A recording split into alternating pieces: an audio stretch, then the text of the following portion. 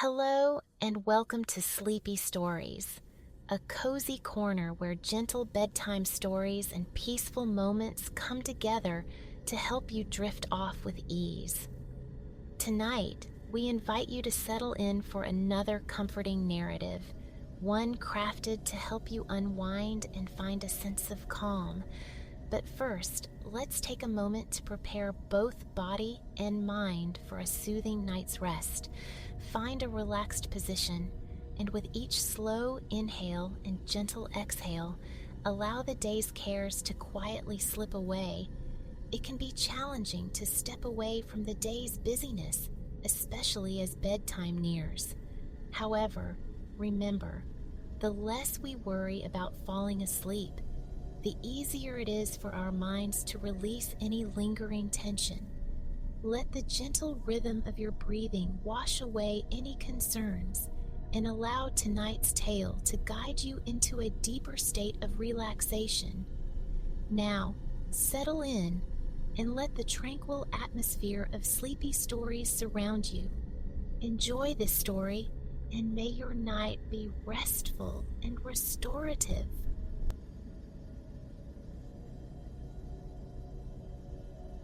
In days woven from simpler threads, nestled deep in the folds of the countryside, lived a girl named Alara. Her home, a humble cottage breathing wood smoke, sheltered her along with her mother, father, and a tumble of younger brothers and sisters.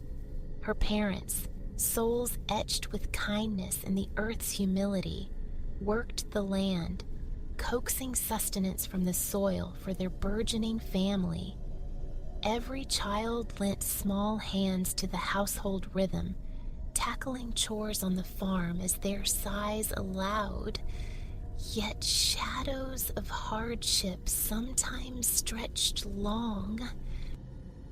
Alara, bearing the mantle of the eldest, shouldered responsibilities beyond her years. Her hands knew the rhythm of washing clothes, the stir of the cooking pot, the gentle guidance of younger siblings. Yet, in stolen moments, her fingers danced with wool, transforming fleece into vital yarn, a constant necessity with so many bodies to clothe. Winter found her spinning beside the hearth's ancient stones, the cottage's heart, a small white cat a pool of warmth at her feet. But when warmth unfurled across the land, she craved a different vista, the kiss of open air. Alara would carry her spindle to the shade of a whispering tree or the banks of a chattering stream. There, amidst sun-dappled leaves, flitting butterflies, and the sweet chorus of birds, she'd hum quiet tunes, her hands a blur of motion, spinning for as long as daylight permitted. No sigh of complaint ever escaped her lips. Patience bloomed in her, a gentle flower offered equally to parents and siblings, even when weariness settled deep in her bones. One luminous summer afternoon, Alara sought the smooth, sun-warmed stones of the well near the cottage, her spinning work cradled in her lap. The sky was a canvas of pure early summer light. Bees droned with contented languor among the blossoms. Her drowsy cat sprawled like spilled cream in the grass nearby. A stone's throw away, her littlest brother and sister sat absorbed in the cottage doorway, meticulously arranging pebbles gathered into intricate patterns. Through the open window drifted the familiar clink of pottery. Her mother, no doubt, orchestrating the evening meal within the kitchen's comforting confines. Lost in the day's beauty, Alara's fingers flew, deftly drawing out the thread, her soft singing a counterpoint to the hum of the afternoon. She was intent on coaxing just a little more precious yarn into existence before the livestock called for her attention. Glancing up, her eyes met those of Mr. Thorne from the neighboring farm, trudging along the road with his faithful dog. He lifted a hand in weathered greeting. A smile touched Alara's lips. She dropped her spindle into her lap to return the wave. Alas, in that fleeting moment, a careless nudge sent the spindle skittering leftward. It tipped, tumbled from her lap, and vanished into the dark maw of the well. Alara lunged, fingers grasping at empty air, too slow to halt its descent.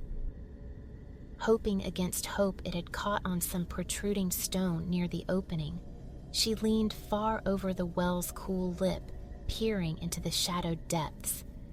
Dismayingly, the spindle remained unseen. Unwilling to concede its loss, she stretched just an inch further. Balance betrayed her. Head first, she plunged into the well's embrace. The fall was peculiar, detached. Fear, the expected companion, held no sway. Instead, a sensation of weightless sailing through an undefined void took hold, no stone or soil brushing against her. Time itself seemed to pause, suspended in the encompassing darkness. Yet, looking downward toward her feet, she perceived distant, twinkling lights, like scattered stars. They never drew nearer but proliferated until she soared feet first into what seemed a vast, glittering firmament. Alara reached her arms down as if to caress the starlight. Then suddenly she was inverted, the stars wheeling above her. A rushing filled her ears, the roar of a great river accompanied by a cool current of air washing over her skin. Down, down she drifted, an immense drowsiness pulling at her eyelids. Beyond that, memory dissolved. Consciousness returned to find her lying in a meadow drenched in wildflowers, gazing up at an immaculate blue sky. Sitting up, she scanned the horizon. No well yawned above or below. It was as if she had simply bloomed into existence in this new place. Testing limbs, touching her head, she found herself unharmed, suffused with a profound sense of well-being, as though waking from a long, untroubled slumber. Standing, she surveyed her surroundings, a lush green expanse rolling into the distance, encircled by woodland. In the meadow's heart stood a small house, a tendril of smoke curling from its chimney. No sign of life, human or animal, stirred in the yard. Utterly curious. One truth asserted itself. She could not linger indefinitely in this field. The little house represented the sole prospect of aid. Decision made, she began walking towards it, parting tall grasses where delicate butterflies danced on invisible currents. Reaching the dwelling, she found the front door standing ajar. Hesitant to intrude, she circled the exterior cautiously. Vacant. Returning to the threshold, she called into the dim interior. "Hello? Is anyone home?" Silence answered. As her eyes adjusted, she discerned a large oven radiating warmth from a banked fire. A table nearby lay strewn with flowers. Barrels, likely holding supplies, stood clustered in a corner. It had the air of a baker's workspace. While Alara pondered her next move, faint, melodic voices startled her, seeming to emanate from the oven's vicinity. Believing her senses tricked her, she edged closer, tilting her head. Clearer now. "Hello? Release us from the heat. Our baking is done for the feast." She stepped back, reasoning she must have struck her head in the fall. How could bread converse? Yet the sweet chorus repeated, Hello, release us from the heat. Our baking is done for the feast. A quandary indeed. To enter a stranger's home and interfere with their baking felt wrong. Still, she reasoned, any baker would surely appreciate intervention if their loaves risked burning. Ultimately, Alara's innate practicality won out. Taking the wooden peel leaning beside the oven, she opened the heavy door. Inside, a row of beautiful, golden brown loaves sat perfectly baked. With practiced movements, she slid the peel beneath them, transferring each one to the table to cool. She closed the oven, replaced the peel, and stood back, hands on hips, regarding the cooling bread with quiet satisfaction. Time to move on. She hoped the baker, upon returning, would be pleased their bread was saved from charring, especially with a feast impending. A less scrupulous soul might have claimed a loaf as fair compensation. Alara, however, left the bread untouched. With a measure of reluctance, breathing in the glorious aroma of fresh baking, she stepped back out of the cottage. No help was forthcoming here. She must continue her journey.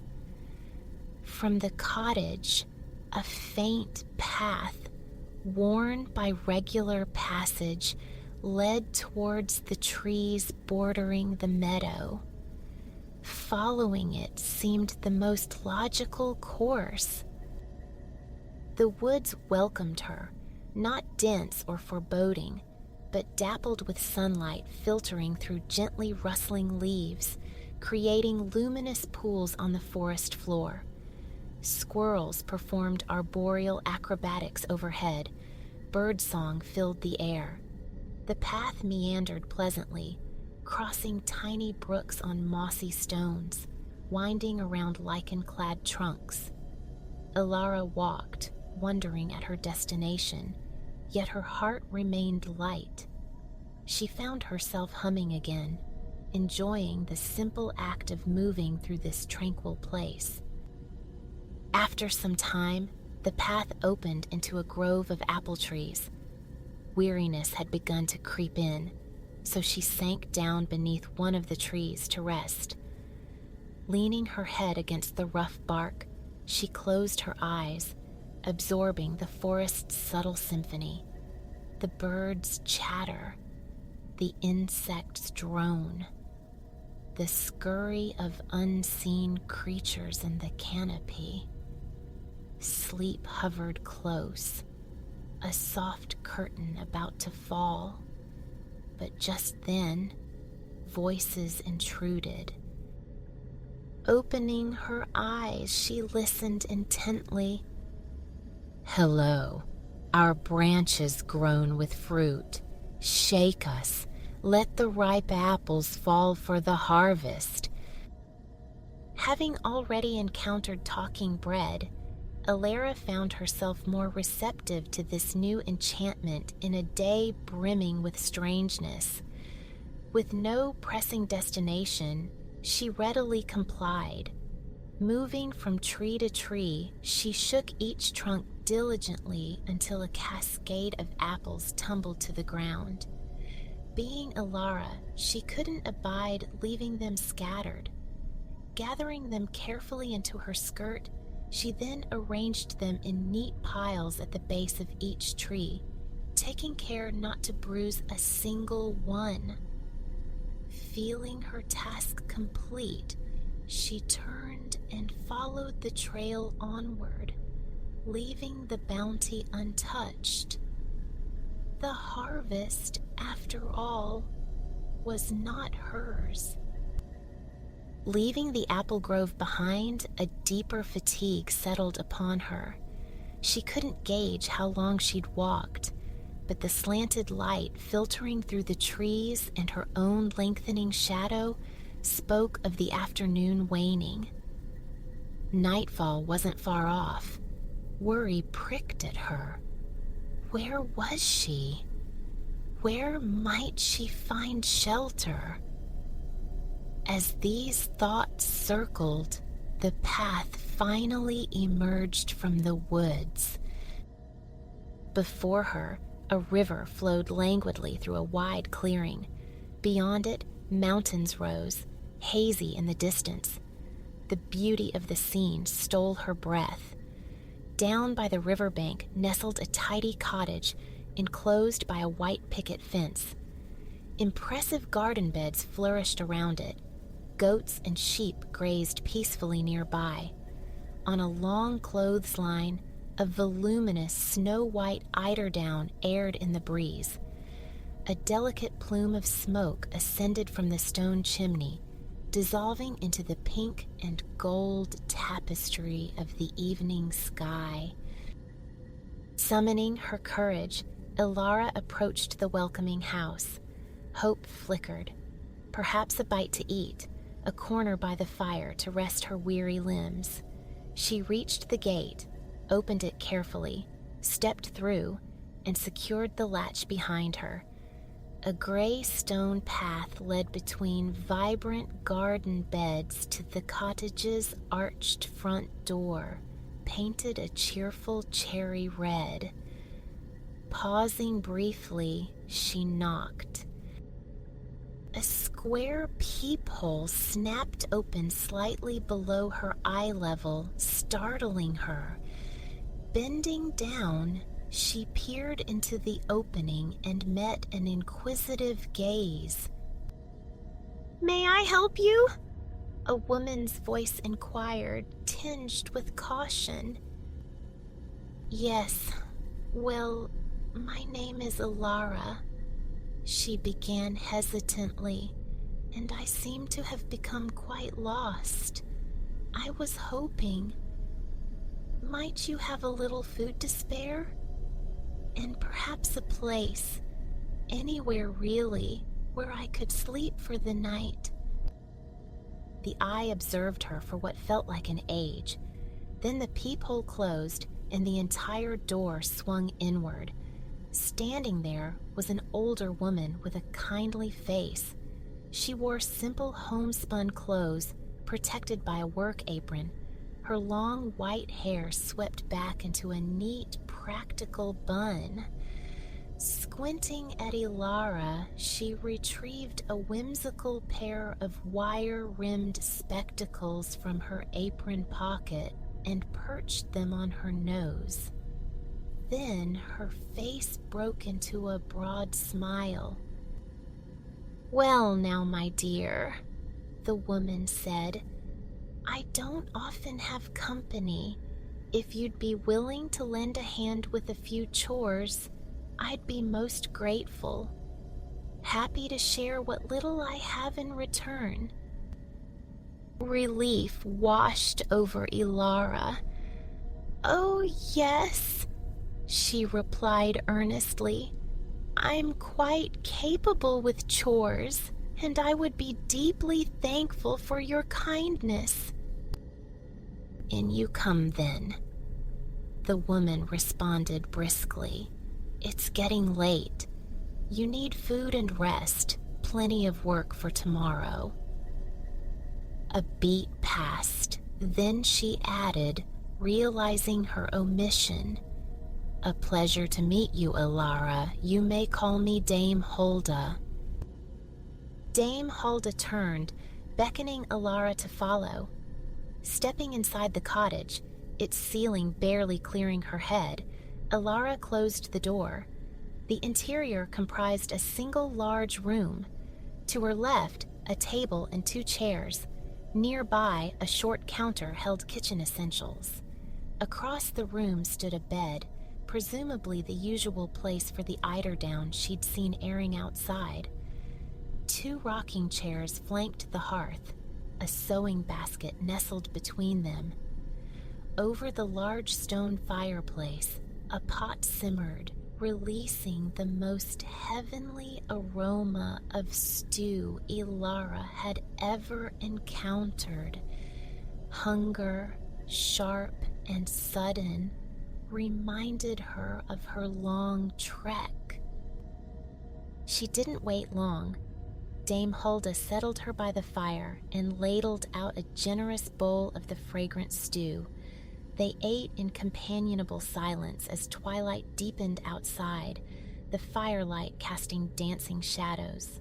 After dinner, Dame Hulda requested she fetch the eider down from the line. "No need to shake it now," she instructed. "I saw to that this morning." Ilara ventured into the garden's cool darkness, retrieved the surprisingly light quilt, and brought it inside to place on the bed. Afterward, she helped Dame Hulda wash the dishes and tidy the kitchen. Without probing questions about Ilara's origins or destination, the kind old woman retrieved a blanket and pillow from a wooden chest and prepared a bed for the tired girl near the hearth. "Sleep now," Dame Hulda said warmly. "Tomorrow will be busy." The fire's flickering dance was hypnotic, comforting. Gratefully, Ilara lay down on the makeshift bed. The distant hoot of an owl, the occasional bleat of a goat drifted through the quiet night. Within moments, she sank into a profound, dreamless sleep. Ilara awoke with the sun, feeling more rested than she could ever recall. Following a simple breakfast, she eagerly awaited Dame Hulda's instructions. Many tasks were familiar echoes of her life back home: tending goats, sheep, and chickens, washing up, keeping the cottage tidy. Dame Hulda, clearly advancing in years and finding the upkeep increasingly challenging, was visibly delighted by the capable assistants. With Ilara's energetic help, the cottage soon gleamed. One chore, however, Dame Hulda emphasized with particular gravity. "Each day," she told Ilara, "you must take the eider down from my bed, carry it outside, and shake it with great vigor. Shake and shake until the tiny feathers fly free, making it light and fluffy once more. This is of utmost importance. Can you manage that?" Ilara nodded seriously, accepting the instructions without question. Daily, she wrestled with the great quilt, shaking until a flurry of downy feathers drifted on the air, some scattering far, others settling nearby. Then she would hang the pristine white eider down back on the line to air until evening. Ilara didn't leave after that first day. She had nowhere else to go and found genuine contentment in helping Dame Hulda. Happily, the old woman cherished the company and the relief the younger hands provided. Days flowed one into the next, settling into a comfortable, companionable rhythm. Several weeks after Ilara's arrival, Dame Hulda introduced a new responsibility. "I have another vital task for you. Take my watering can," she said, indicating a large, spouted vessel in the corner, "and water my garden beds. Ensure no spot is missed. Shower the water generously, coaxing the seeds into a beautiful harvest." Ilara embraced this duty earnestly. She made countless trips, filling the heavy can, ensuring a drenching shower reached every inch of the prepared soil. This she did daily, and soon a wondrous garden emerged. In one section, vibrant tulips, irises, and daffodils unfurled. In another, crisp lettuces, sharp green onions, hardy cabbages, and peppery radishes pushed through the earth. Dame Hulda possessed a remarkable gift for growing things. Ilara's watering seemed all that was needed for the garden to flourish. Time, filled with purposeful activity at Dame Hulda's cottage, slipped by unnoticed, and Ilara was happy. Yet, after many months had passed, a pensiveness began to cloud her spirit. She grew quiet during their evenings by the fire, her mending often lying idle in her lap as her gaze drifted into the flames, lost in thought.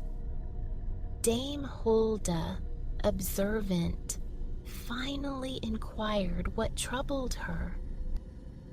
"Oh, Dame Hulda," Ilara began, her voice thick with emotion. "You have been so very kind, and I truly cherish helping you here. But the truth is, I find myself missing my family terribly. I ache for home, and I haven't the faintest idea how to return.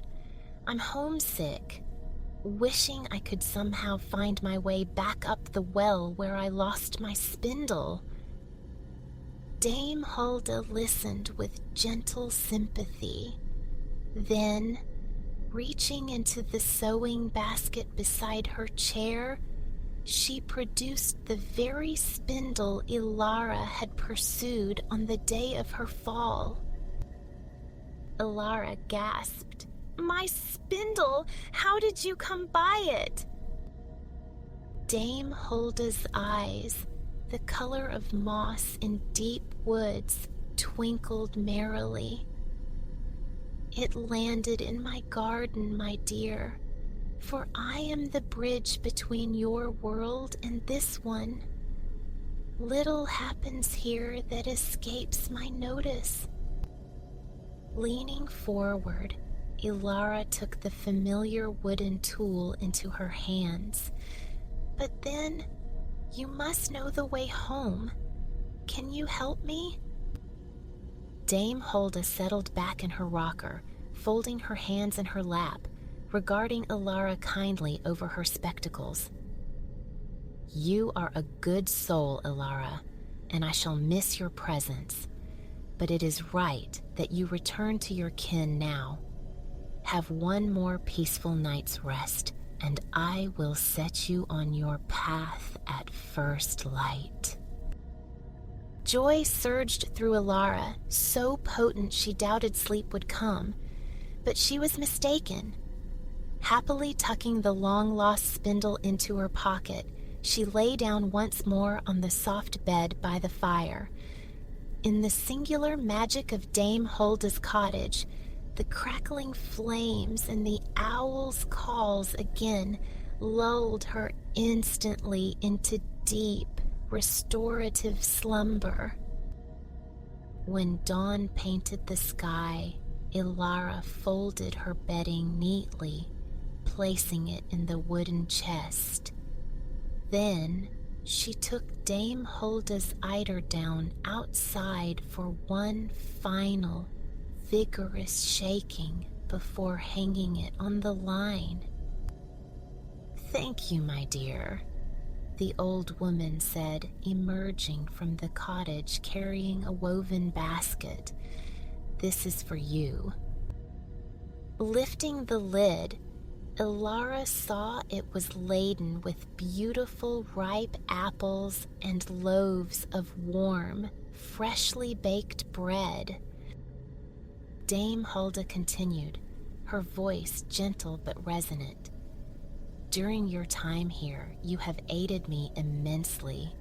You rescued the bread when the oven called and I was occupied elsewhere. You gathered the apples when the trees were heavy and my hands were full. Each day, you shook the eiderdown until the feathers danced on the wind.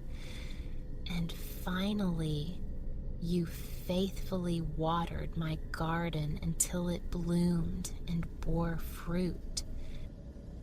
Humbled, Ilara shook her head. "But those were simple tasks, Dame Hulda. Anyone could have done them." The old woman smiled kindly.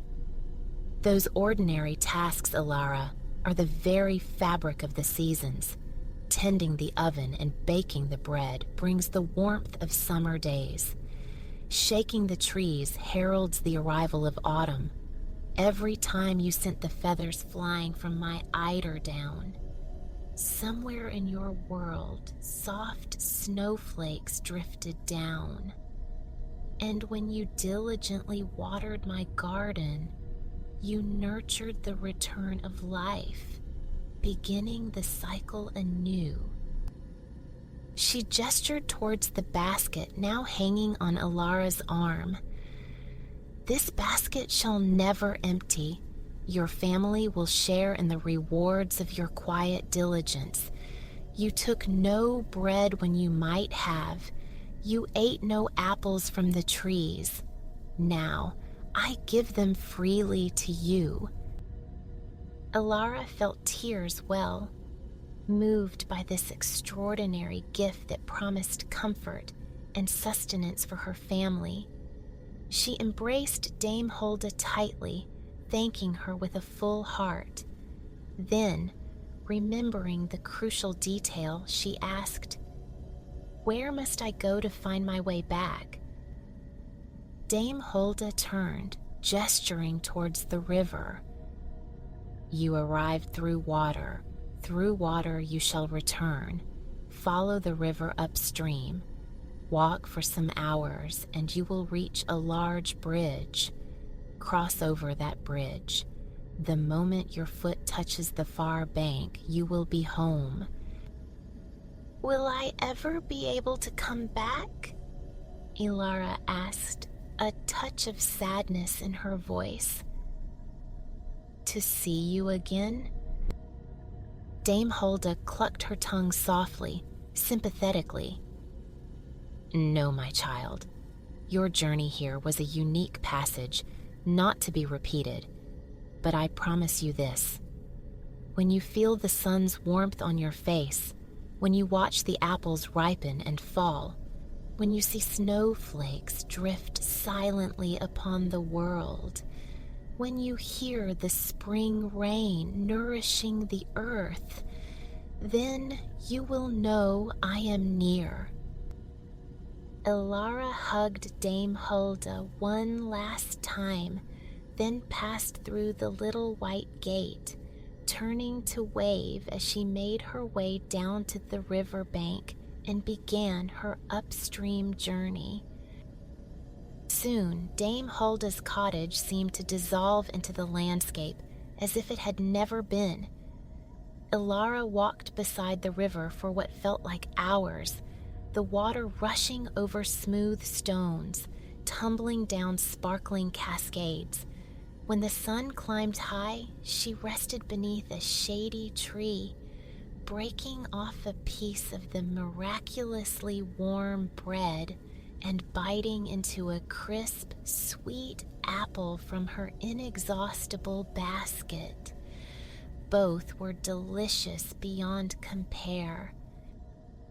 Continuing onward as the afternoon shadows lengthened, she finally spied it in the distance, a great stone bridge arching gracefully across the entire breadth of the river, looking ancient and enduring.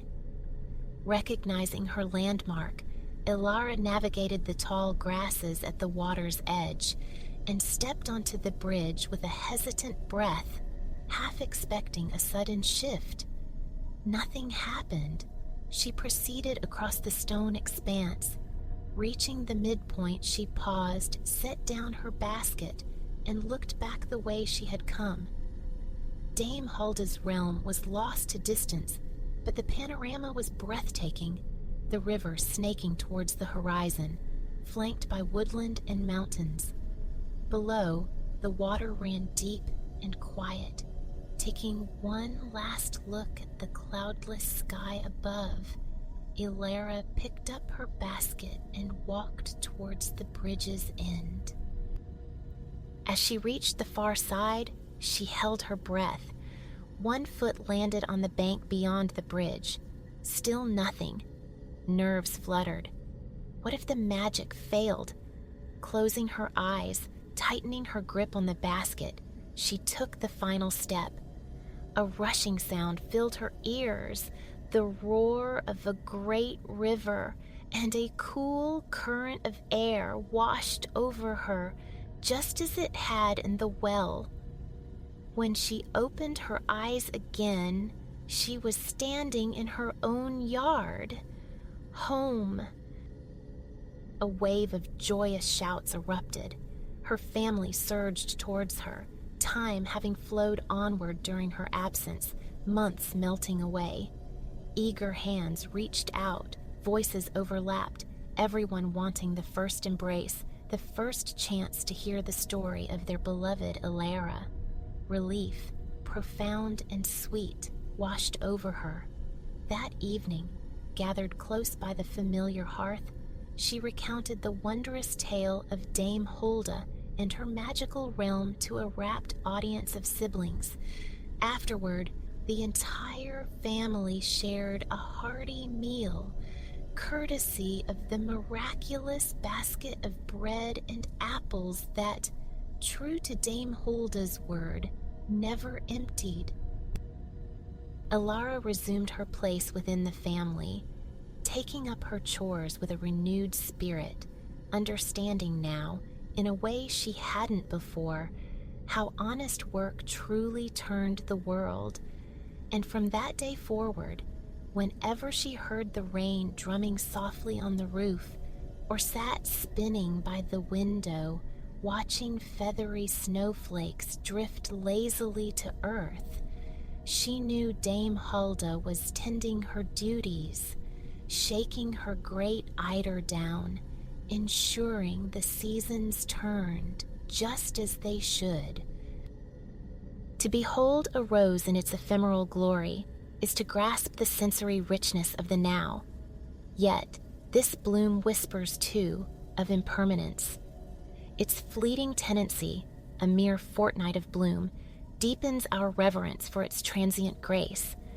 The rose, it seems, belongs utterly to the present moment, its deep history seldom considered.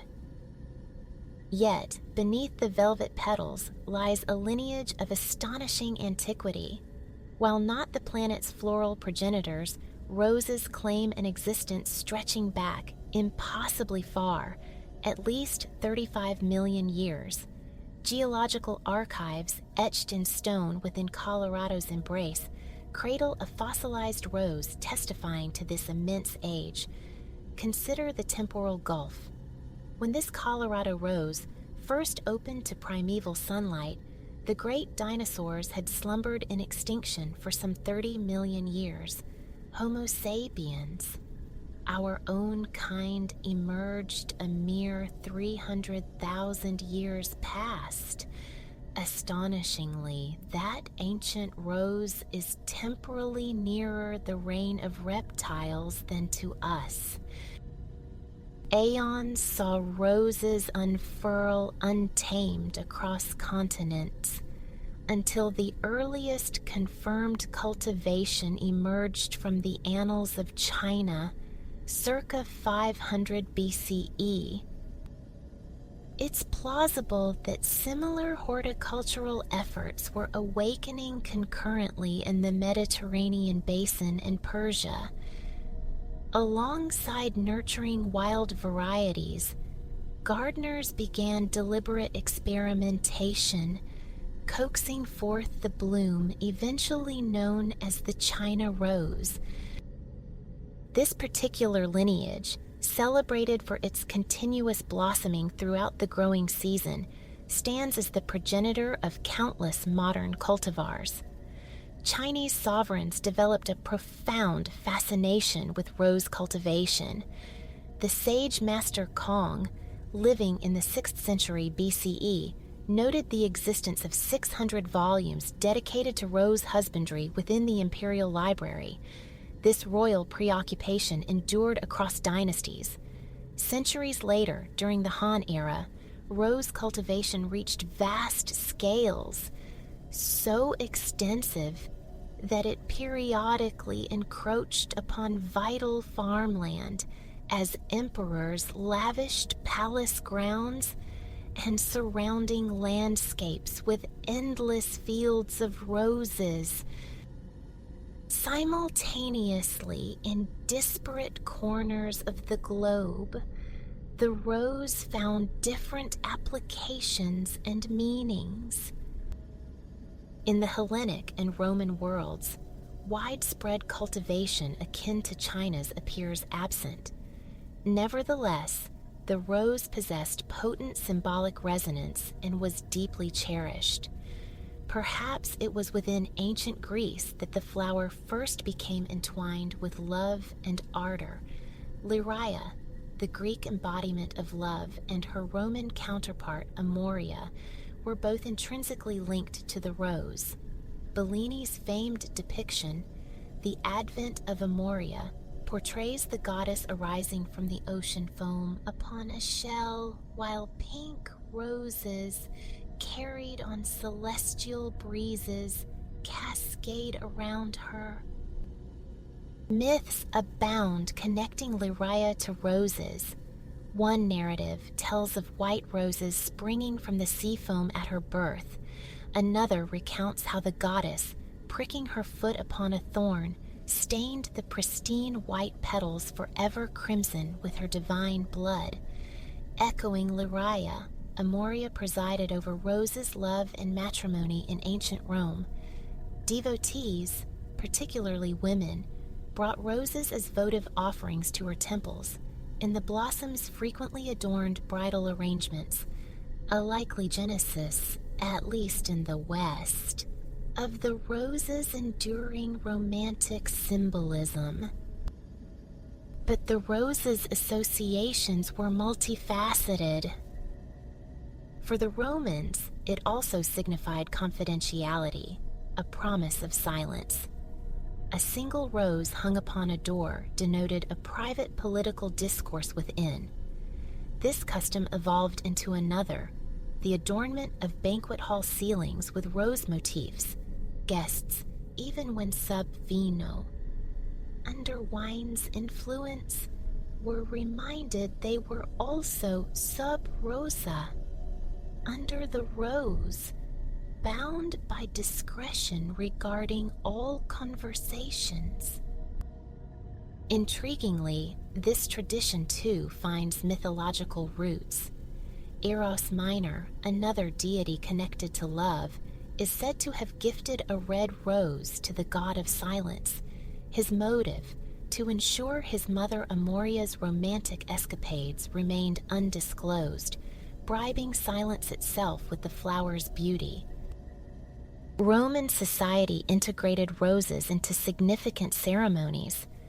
Across the empire, the Rosalia festival involved draping garlands of roses and other blooms upon burial sites, where the flowers symbolized not just earthly affection, but hope and cyclical rebirth. Showers of petals also rained down during triumphal parades honoring victorious generals. Though these specific ancient rites have faded, roses retain a ceremonial presence in Rome today. The Pantheon, once a temple to all gods, now stands as a Catholic basilica. Annually, at Pentecost, a breathtaking ritual unfolds. Tens of thousands of rose petals drift down through the oculus, the great opening in the dome, blanketing the marble floor below. This ethereal cascade signifies the descent of the Holy Spirit. Yet, alongside its long-held spiritual weight, the rose could embody something starkly different: extravagance and decadence. Turning again to ancient Rome, we encounter the notorious tale of Heliogabran, a lesser-known emperor ascending to power at 14 and reigning but briefly. Legend paints him as far more invested in revelry than governance. At one infamous banquet, he purportedly orchestrated such an overwhelming deluge of petals from the ceiling that his guests were suffocated beneath the floral tide. A dramatic 19th century painting captures this imagined scene. The youthful emperor lounging, indulging in food and wine, oblivious as his companions vanish into a sea of pink blossoms. Another ancient narrative features the Egyptian queen Nefertari II, who allegedly employed roses as a theatrical display of her allure. Her bedchamber, rumor claimed, was filled knee-deep with petals, and she purportedly favored pillows stuffed with them.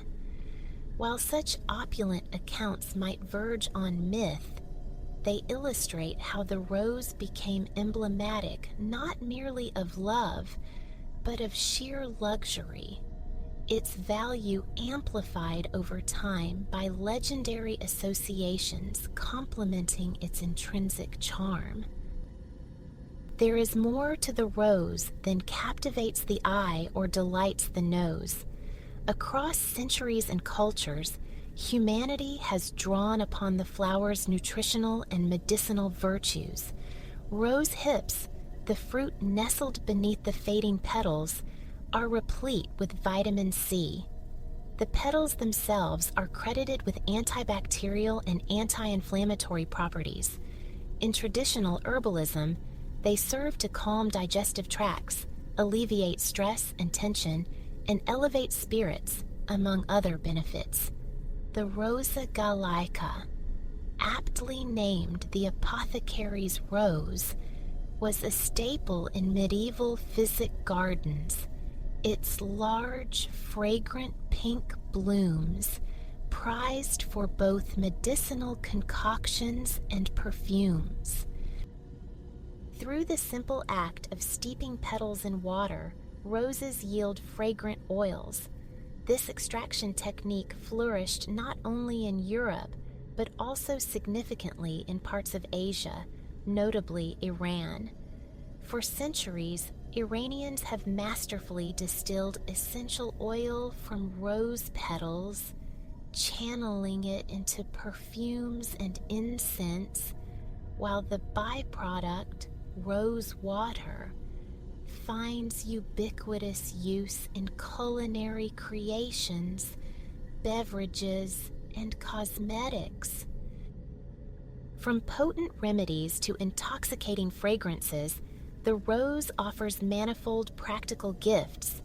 Yet, for contemporary gardeners, its primary allure remains ornamental beauty. And within Western culture, the rose is perceived, first and foremost, through a romantic lens, the quintessential Valentine's offering, immortalized in countless verses and melodies.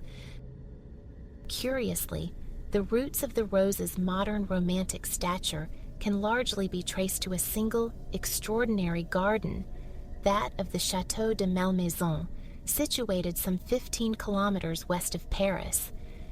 Acquired in 1799, this stately manor became the residence of Rosaline, consort of the general.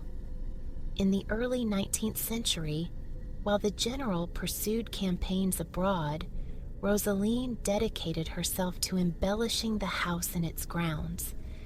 Her upbringing on the Caribbean isle of Martinique perhaps fostered her passion for assembling flora and fauna from across the globe. In a letter, she declared her ambition to forge the most beautiful and curious garden in Europe and a model of cultivation.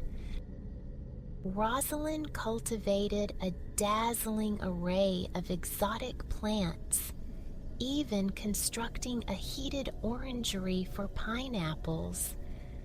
Her menagerie included kangaroos, zebras, and ostriches, permitted to wander the estate freely. Contemporaneous visitors to the chateau were likely most struck by encounters with Rosalind's exotic animals, yet the enduring legacy of Malmaison proved to be its unparalleled rose garden. Rosalind, whose very name echoed her floral passion, was an obsessive collector. The rose reigned supreme among her affections. Aided by a skilled cadre of gardeners and botanists, she populated the Malmaison grounds with approximately 250 distinct rose varieties, aspiring to possess every known type. The general even commanded the French Navy to requisition seeds and plants from captured vessels for delivery to Rosalind. Her rose garden, immortalized in numerous artworks, became a fount of inspiration for European gardeners and rose breeders. It stands as arguably one of the world's seminal and most influential rose gardens, pioneering the concept of a garden devoted predominantly to a single flower genus. Rosalind's extensive and diverse collection yielded another crucial advantage. It included the ever-blooming roses originating from China. Unlike most European varieties of the time, these China roses flowered repeatedly, granting them significant added value and commercial promise. Horticulturists embarked on fervent experimentation, crossbreeding disparate rose types. This creative ferment culminated in 19th century France with the advent of the hybrid tea rose. This cultivar embodies what many consider the classic rose: fragrant, hardy, exquisitely formed, and perpetually blooming. Crucially, the hybrid tea rose grows upon a long, elegant stem, perfectly suited for cutting and presenting as a solitary, meaningful gesture. These iconic long-stemmed roses, inextricably linked with romance and Valentine's Day, can trace their lineage, albeit indirectly, back to Rosalind's garden. The Empress inadvertently played a pivotal role in shaping the modern rose industry. In essence, the rose's romantic symbolism evolved over 2 millennia in the West, its association with love likely originating with the Greek goddess Lyria and her Roman manifestation, Amoria. Centuries thereafter, drawing inspiration from Empress Rosalind's horticultural haven, breeders engineered the hybrid tea rose, uniting the finest traits of European and Chinese lineages. It rapidly gained favor as a commercially viable romantic token, its popularity further amplified by the Victorian practice of imbuing flowers with specific meanings. But the narrative does not conclude there. Gardeners persistently cultivate and conjure new rose varieties, experimenting with diverse lineages, just as the horticultural pioneers inspired by Rosalind did. To birth a new rose, a breeder commences by selecting 2 parent plants possessing desired attributes, perhaps aiming for a specific hue of blush pink, coupled with a potent, sweet perfume. Having chosen the progenitors, the breeder meticulously transfers pollen between them, mimicking nature's bee-assisted process. This cross-pollination culminates in the formation of a rose hip, the fleshy fruit cradling the seeds of potential. Once ripened, these seeds are carefully extracted, stored, and subsequently sown within the controlled environment of a greenhouse. When promising seedlings emerge, the gardener transplants them outdoors, observing their development under natural garden conditions. This iterative process, focusing intently on seedlings exhibiting the sought-after characteristics, is repeated countless times. Professional breeders might undertake as many as 100,000 crosses, dedicating years to yield just a few novel rose hybrids. They manifest in every conceivable shade, from deepest crimson to delicate pastels, bearing names as lovely as their petals: moonstone, lavender symphonies, velvet fragrance, and myriad others. And through all this human endeavor, an ancient rose bush endures, growing and blooming, year upon relentless year. Unlike the meticulously crafted cultivars of breeders, this specimen is a testament to untamed nature. Known as the 1,000-year rose, it clambers up the ancient wall of Hildesheim Cathedral in Germany. This bush bears little resemblance to the prim, long-stemmed Valentine's rose, or the neatly manicured shrubs of Rosaline's garden. It is a wild, sprawling entity, 10 meters tall, scaling the cathedral's weathered brick, a variety of dog rose. For much of the year, it appears as a dense tangle of woody vines, almost tree-like. But annually, in late May, it erupts in a profusion of exquisite pale pink blossoms, releasing a delicate fragrance. This venerable plant is dubbed the 1,000-year rose, reputed to date back to the cathedral's very foundation in the 9th century. Legend holds that an emperor, encountering a snow-covered mound inexplicably crowned by a blooming rose bush midsummer, decree a cathedral be built precisely on that spot, encompassing the miraculous plant. The rose bush persisted through the centuries, remarkably even surviving the cathedral's bombing during the Second World War. The allure of most flowers is achingly brief, a fleeting spectacle. Yet the 1,000-year rose seems imbued with a sense of the eternal. Each year, its blossoms emerge and inevitably fade, only to return again, an unwavering symbol of hope and renewal.